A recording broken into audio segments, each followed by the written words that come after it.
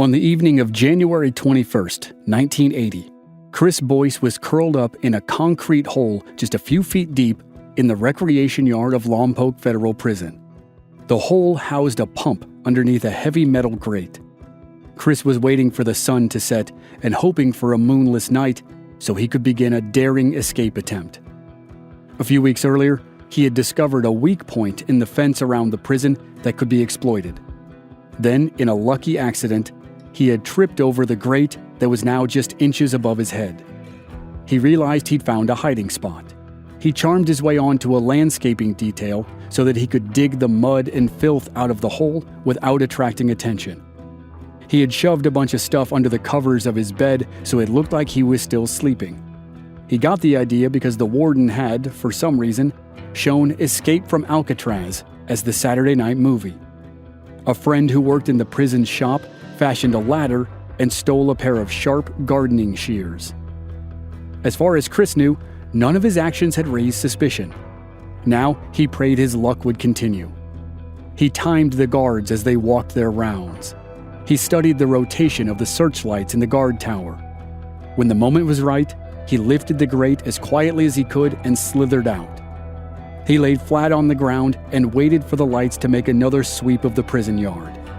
He pulled out the ladder and hurried to a corner by the main gate where two sections of fence met. It was the only spot an inmate could get to without facing a double fence and 2 rows of razor wire.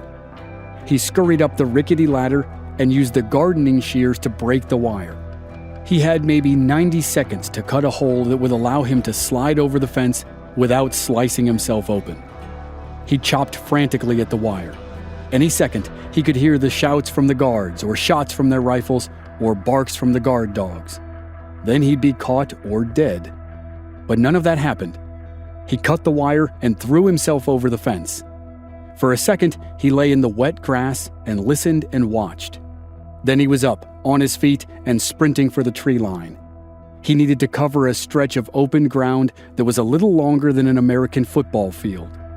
If he could make it to the darkness of the woods beyond the open ground, the guards wouldn't realize he had busted out until the next morning. He had daydreamed that the headlines in the morning newspapers would read, "The Falcon flies the coop," and as his legs pistoned and his feet pounded the grass, he was just yards away from making that daydream come true.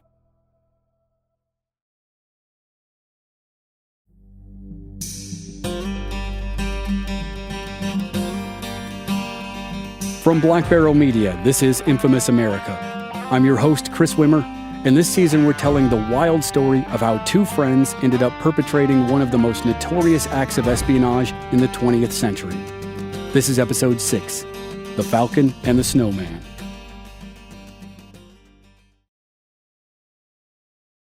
Chris began his prison sentence in a new facility in San Diego, but soon transferred north to Lompoc. He was anxious about the move. At Lompoc, he was reunited with Dalton Lee. At first, their relationship was icy, but both felt resigned to their futures behind bars. There was a chance that they could be stuck with each other for the next 4 decades. Soon, they were cordial enough to share a cigarette and even a contraband miniature bottle of liquor. They played long games of chess like they had so many years ago outside by the pool at Dalton's house, though the games now had few laughs and a great deal of silence. Neither believed he had the constitution to survive the sentence that lay ahead. Dalton's small size made him a target, and their crimes brought them a unique level of infamy. Even killers and rapists found the act of treason deplorable. Dalton's plan to survive was to keep his head down, be as invisible as possible, and take it one day at a time. Chris had other ideas.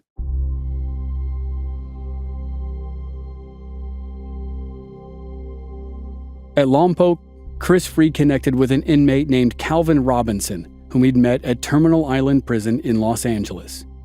Chris had shared his concern that prison would break him. By the time they reunited, he was sure of it. Robinson would soon be out on parole, but he agreed, against his better judgment, to help Chris with an insane escape plan. Chris decided on his night to make his break. He had everything he needed: a hiding place, a ladder, and the gardening shears to cut the razor wire. He had checked everything off his list, except for one item. He had to talk to Dalton. Though each man still blamed the other for their situations, Chris felt some small responsibility to not abandon his friend. He was certain of Dalton's answer before he asked, but he knew he couldn't leave without at least proposing that the two old friends team up one last time. When Chris approached Dalton about the escape, Dalton said no, as expected. Chris pleaded, but Dalton was firm and angry. "You put me here," he said. "You put me here, and I don't need you to look out for me now." They stood in silence for a few minutes outside Dalton's cell. Chris tried not to imagine a scenario where his friend revealed the escape plan to the guards. He tried not to believe that Dalton might want him to get shot in the back while trying to climb the prison fences. Finally, Chris said, "Well, take care of yourself. Wish me luck." Dalton nodded and replied, "Try not to get yourself killed." They gave each other one final look, and then Chris left. When the alarm blared through the prison the next morning, Dalton realized that Chris had made it out. Chris Boyce had been housed in a rough part of Lompoc, but Dalton had somehow ended up in an area that inmates referred to as the honor unit. Typically, the facilities were better and newer. It was generally safer, with less violence and fewer incidents that might make the guards reach for their clubs. But the unit had not lived up to its reputation for Dalton. He was unpopular with his fellow inmates, and though he had avoided serious bodily harm, he was consistently harassed. The worst of it was having his cell torched. Some sort of flammable liquid had been sprayed through the bars, and then a lighter or a match had been thrown in. His books and personal items were burned to a crisp, and his bed became a mess of twisted metal. By the time he passed on his chance to escape with Chris, that had already happened twice. Thankfully, he hadn't been in the cell either time.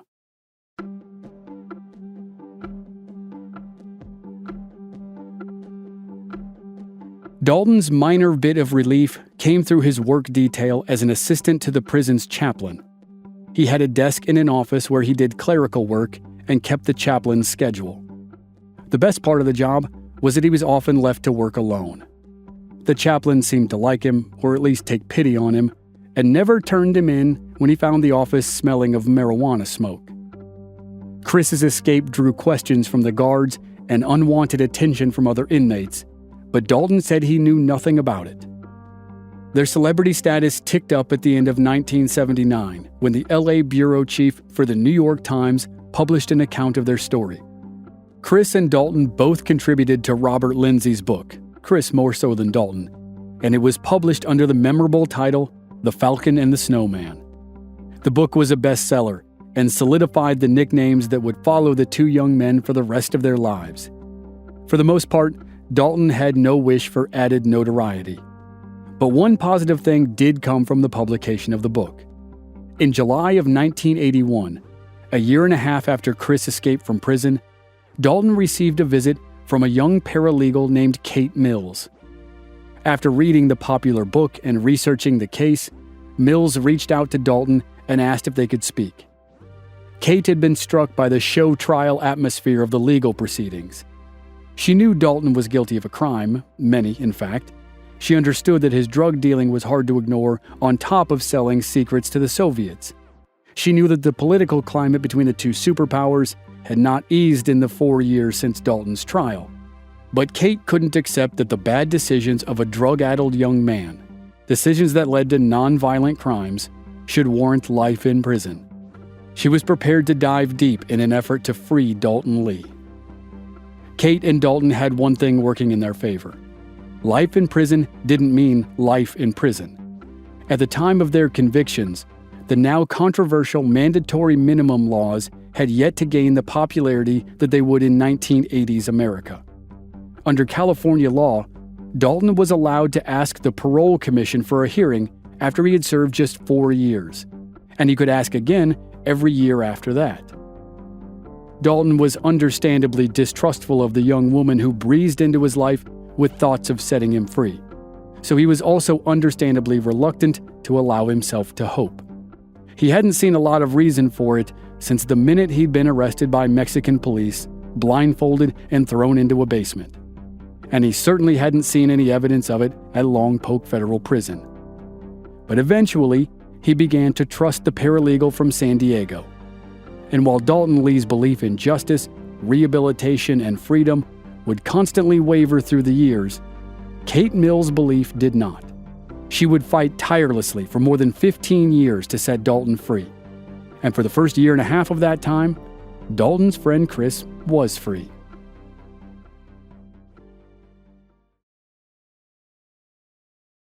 Chris Boyce lost count of the number of nights he spent in the wilderness beyond the fences and razor wire of Lompoc. But when he emerged weeks after his escape, he was able to contact his former prison mate, Calvin Robinson. Robinson had been paroled not long before Chris pulled off his prison break. Calvin knew that even answering a call from Chris could send him back to prison, but he had given his word. With Calvin's help, Chris was able to move north and bounced around small towns in the Pacific Northwest. For a time, he resided in and around Bonners Ferry, Idaho. There, he was known as Sean Hennessy. Then he moved west to the state of Washington. In Beaver, Washington, he used the name Sean Boyce. In Port Angeles, Washington, across the border from Victoria, Canada, he called himself Tony Lester. No one in the fishing and logging communities of the Pacific Northwest suspected the polite, laid-back young man was the infamous convicted spy and prison escapee. As stories hit newspapers nationwide, claiming that the authorities had picked up Chris's trail in Los Angeles or even Europe, Chris lived quietly in Northern California, Washington, Oregon, and Idaho. Or so it seemed. It was discovered later that Chris fully embraced the lifestyle of an outlaw to pay for his time on the run. He became a bank robber. In a year and a half, Chris robbed a dozen banks at gunpoint. He got away every time, and authorities never suspected that the serial robber was the same man who was on the U.S. Marshal's Most Wanted list. For 19 months, Chris evaded capture, but it came to an end on August 21, 1981. Chris sat in his Oldsmobile in the parking lot of a burger joint known as the Pit Stop in Port Angeles, Washington. A task force of 20 members of federal law enforcement surrounded him and arrested him. Chris enjoyed the life of a celebrity prisoner while in custody in Washington state. But early the following year, it became clear he was headed back to federal prison. A judge added 3 years to his sentence for his escape from Lompoc. Chris pleaded guilty on 5 charges of armed robbery. He felt bad for scaring people in the banks, and the judge found him sincere. Nevertheless, the judge gave Chris 5 years for each robbery. With time served, the 28-year-old was now looking at 65 years in prison. If the weight of that was not enough to crush his spirit, Chris's destination would do its best to finish the job.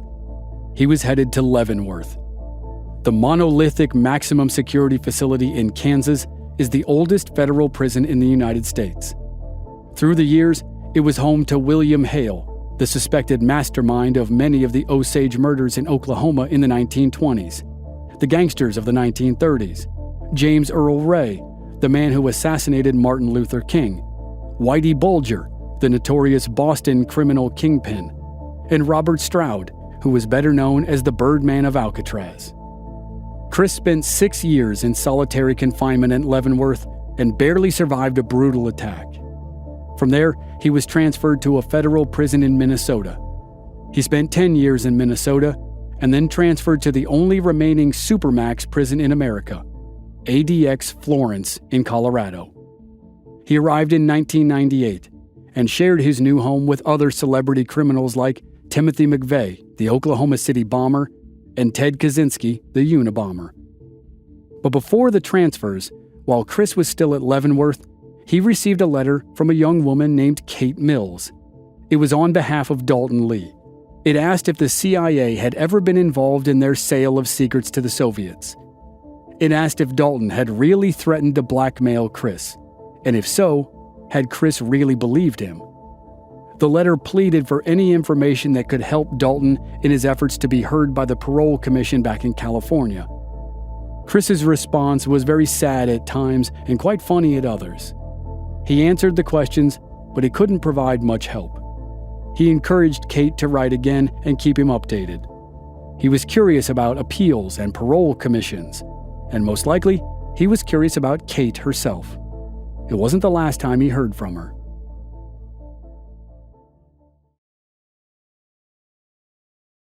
Chris Boyce received a brief respite from Leavenworth Prison in April of 1985. He accepted an invitation to travel to Washington, D.C. to testify before the Senate Permanent Subcommittee on Investigations. In the past, the committee led investigations and heard testimony about everything from defense contract malfeasance to wartime atrocities.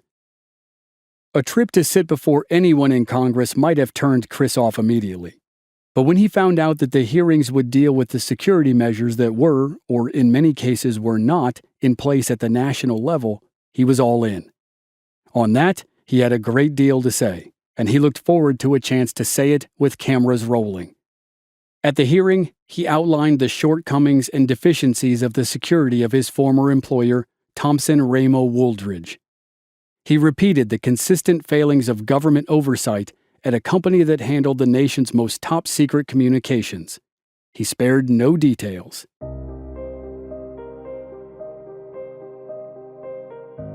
He talked about the drinking and drug use in the Black Vault, the space that was supposed to be one of the most sober and secure at TRW. It was the processing facility for top-secret communications from around the world, but it had the atmosphere of a college party. He talked about how easy it was to take things from the Black Vault. He talked about the laziness and apathy of government inspections.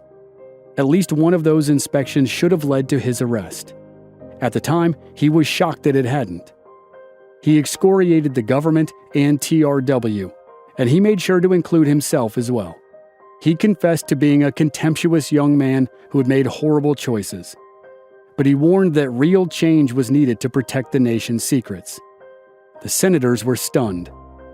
And Chris's cooperation, candor, and contrition earned him a ticket out of Leavenworth and up to the federal prison in Minnesota. And the hearings weren't Chris's only brush with fame that year. Robert Lindsay's book, The Falcon and the Snowman, had been adapted into a Hollywood movie. It starred Academy Award winner Timothy Hutton as Chris, and eventual Academy Award winner Sean Penn as Dalton.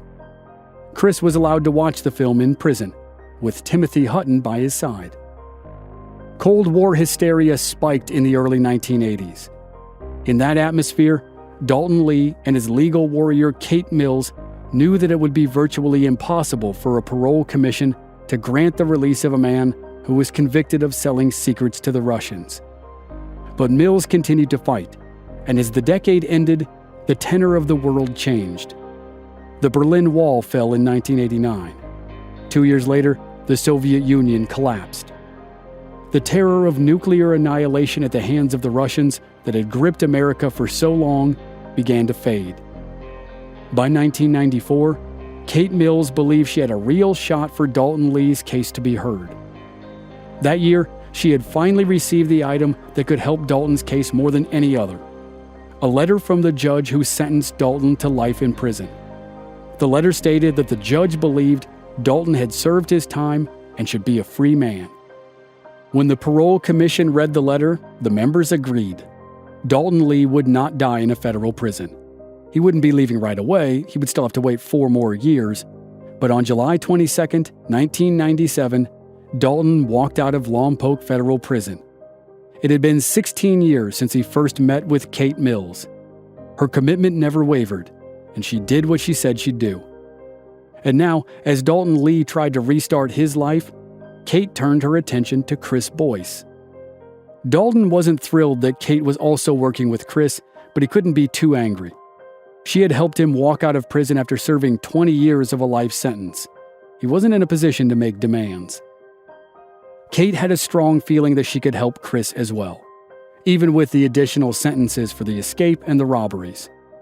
But that strong feeling wasn't just in the legal sense. She and Chris Boyce had fallen in love.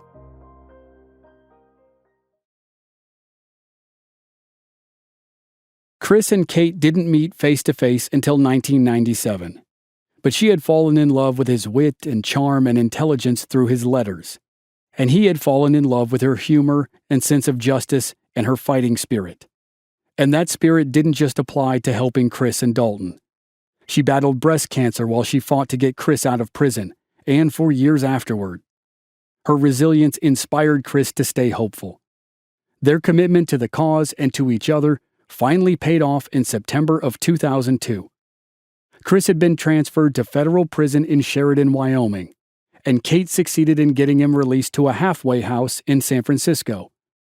The couple were married within a month. Chris's parole ended in 2007, and in 2012, Kate was pronounced cancer-free.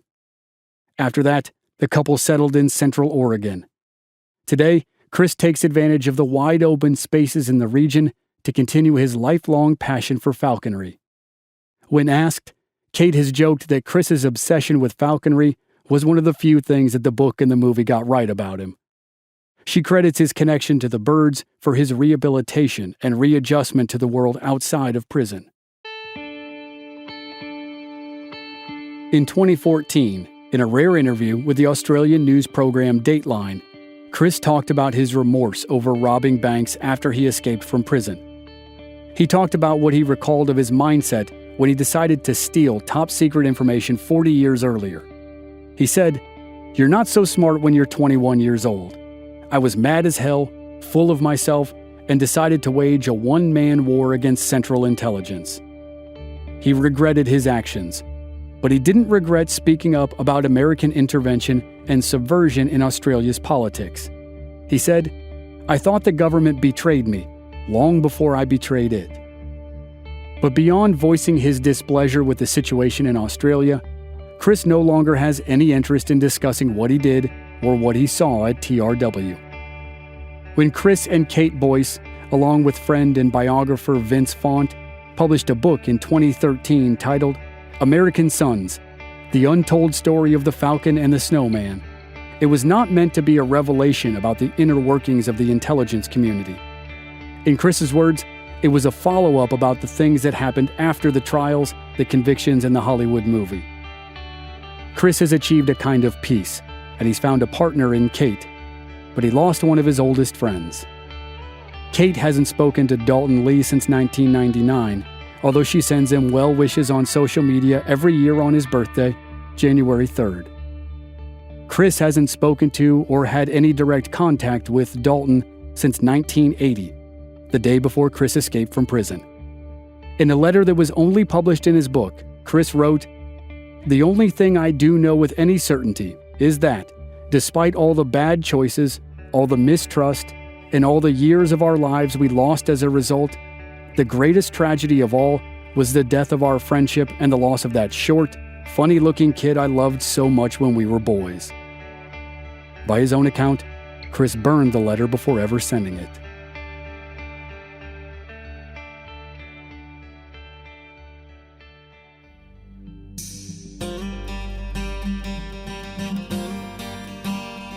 Next time on Infamous America, we move from a story of stolen secrets to a story of stolen jewels.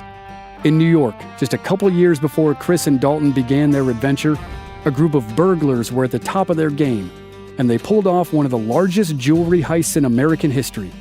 This one features the mafia, movie stars, and mayhem. It starts in January, here on Infamous America.